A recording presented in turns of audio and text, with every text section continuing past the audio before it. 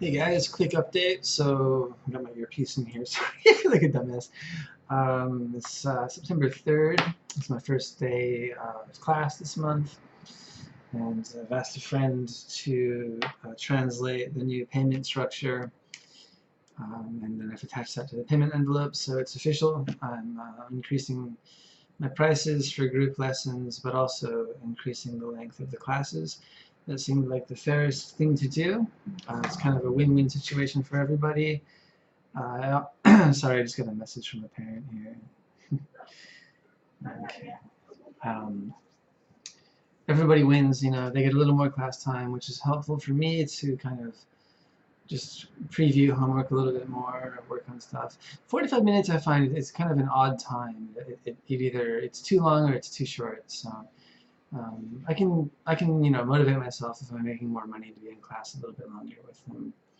I know anyone who's ever taught kids, you probably had those moments where you're just kind of doubting your validity as a human being, and they can really own you if you're not careful. But it's a job. It pays the bills and gives me a lot of freedom.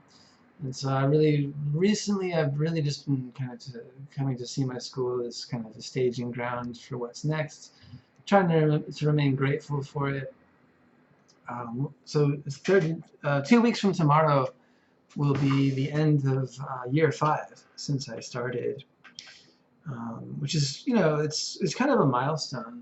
I can kind of think about what's going on and kind of come up for air, so to speak. It's really been a grind, and in that time I've tried other ventures and stuff.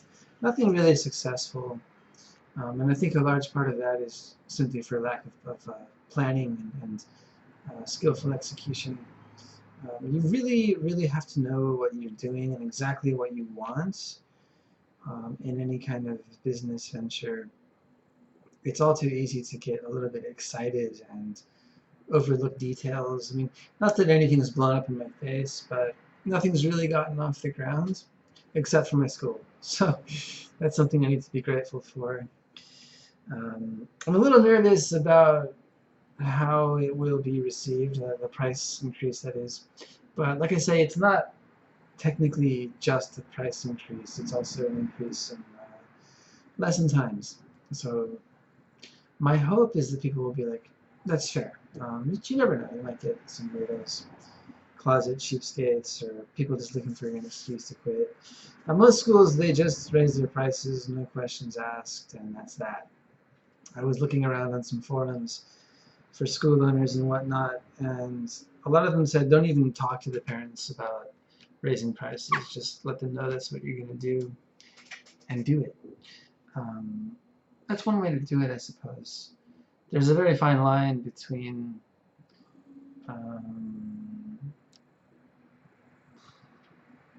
how to say. You have to be really careful with your communications. I've realized um, with parents especially. It's not like you have to be secretive, but you don't want to volunteer too much information, and you don't really want to tell them what's going on in the background, so to speak. It's the desire to be friendly and establish a sincere connection can sometimes cause you to slip up and say too much about things, or sometimes too little. So one thing I've learned in these past almost 5 years is how important it is to be objective in business.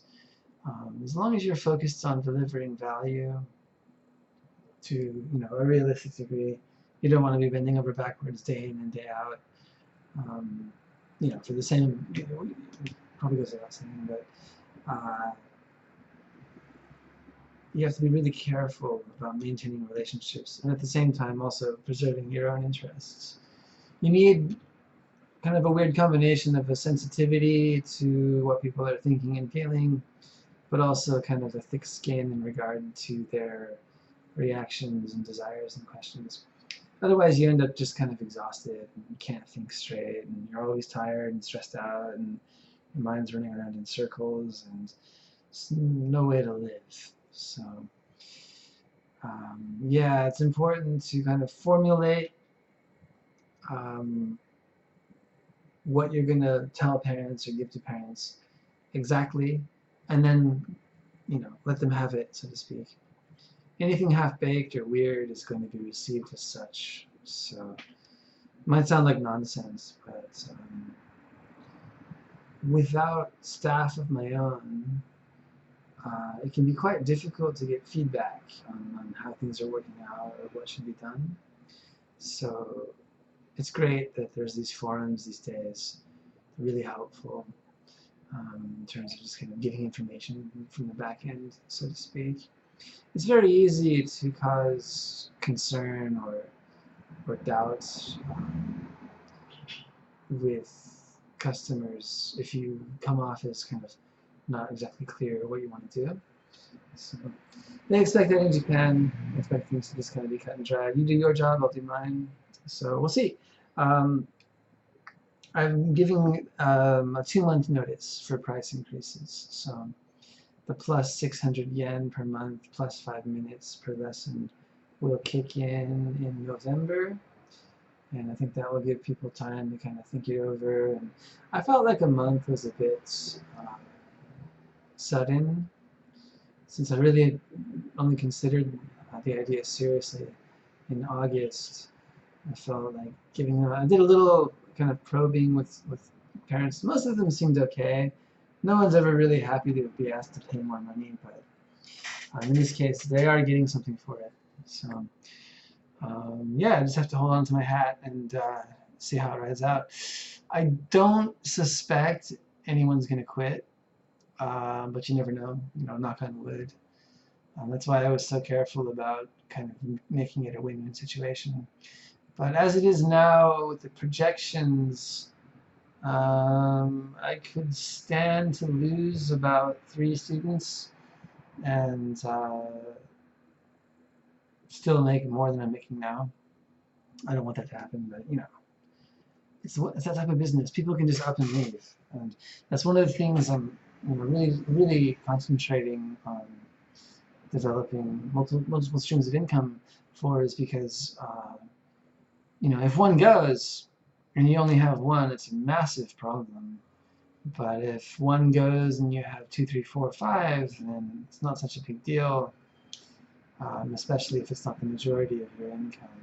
So I would like to get to a point, realistically, where this school is not the majority of my income, where it's maybe, say, 20% or even 10%, and then making, considerably more doing other interesting things, and at the same time having this school serve the community and bring people together, even if they're not going to become completely fluent English speakers, as we all know. They will gain some experience with foreign language and culture, and hopefully make some friends along the way and have fun and everything. It's important to kind of create conditions for stuff like that to happen. It's really about the people. The money's, you're not going to be a millionaire teaching English. You can make a decent living at it, but it's really about the people and the kids and the experiences. So there's that. I guess I'll throw another update up once I have more to talk about. So for the time being, it's pretty mellow. No university classes. The weather is starting to get a little bit more bearable. This morning, oddly, was the worst of the day. But yeah, onward and upward. It's so much of it just is like a time commitment,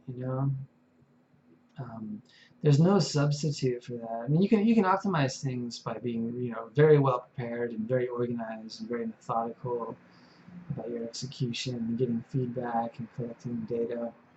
Those things can make things happen faster, but there's still no substitute. It's still going to take time. And recently I've really been just kind of reflecting on my process and kind of really what I've been doing these past 5 years. And I think it's tempting for a lot of us to feel that like you could have done more, or sometimes you should have done more. Could have, should have, would have thoughts.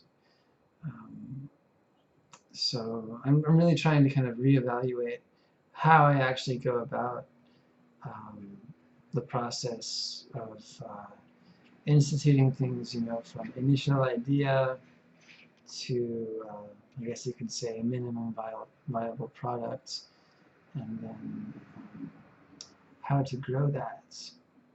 Because I've been doing a lot of listening recently to podcasts and whatnot, and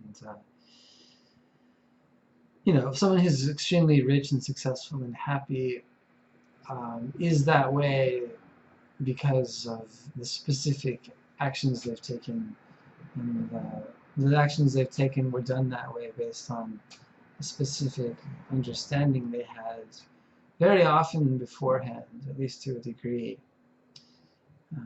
So that's what I'm really curious about these days.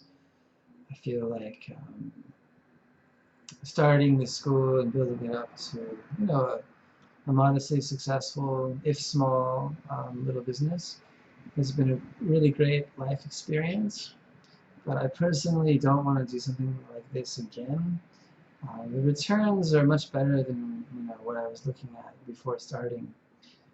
But from here, I'd like to start something bigger, that works with more people and generates more revenue and more growth. So I'm fortunate, I'm very grateful that I do have a reasonable amount of time here and there during the day to contribute to something like that. I'm really trying to be exact about what it is exactly that I want. And I say that's one of the most important factors. Is it's not how hard you work or you study or push yourself. It's really about knowing exactly what you want and asking for it and working toward that, instead of just having this kind of half-baked nebulous plan to be, quote, successful, unquote. So sometimes it's worth maybe kind of ruminating on it a bit in the beginning and doing your research and preparing a foundation instead of just rushing into things. And saying it out loud, it sounds pretty obvious, but you'd be surprised, myself included, how many people don't do that. They just plow ahead and hope it works out. And in some cases it does, but you need a lot of capital and a lot of time if you're going to do it that way. Neither of those things are something in my possession. So, anyways, there it is. I'm going on, so I'm going to end the video there.